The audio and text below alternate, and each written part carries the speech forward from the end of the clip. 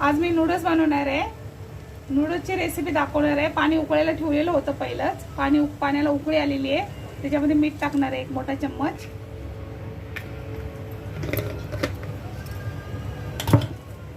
हे मी पिवळ्या कलरचे नूडल्स घेतलेले आहेत।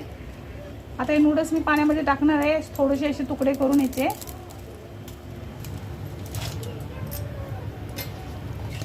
हे नूडल्स मी टाकलेले आहेत पाण्यामध्ये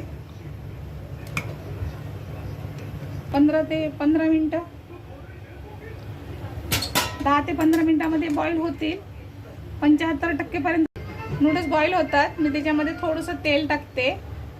चेक करते वेळेस असं पहिलं घ्यायचं, थोडासा छोटासा तुकडा घेऊन असं बघायचं। हे बघायचं झालेलं आहे, ते तुटलं असं, म्हणजे हे 75% बॉईल झालेले आहेत। ह्याच्यापेक्षा जास्त बॉईल करायचंच नाही। ते काढून घेते।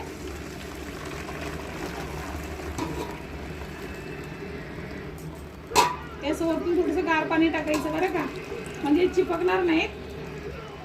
तुम्ही पण ठेवू शकता।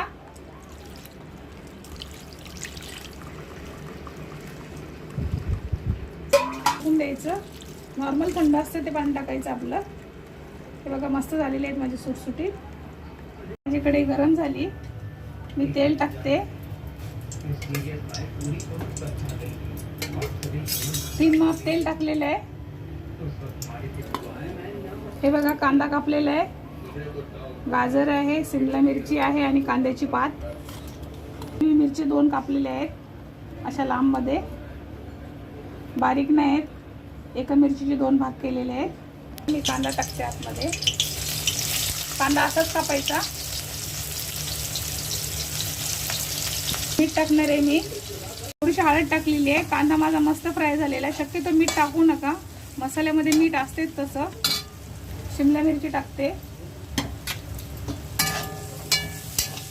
त्याला थोडंसं परतवते। हे गाजर टाकलेलं आहे, ते शेजवान चटणी टाकते। नूडल्स टाकते आता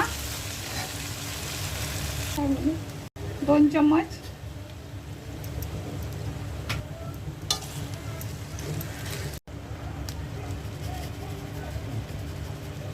मीठ असतं याच्यामध्ये, म्हणून मीठ टाकू नका।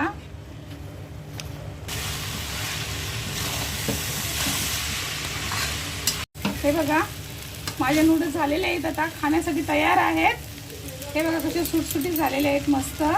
तुम्ही करून बघा माझी रेसिपी।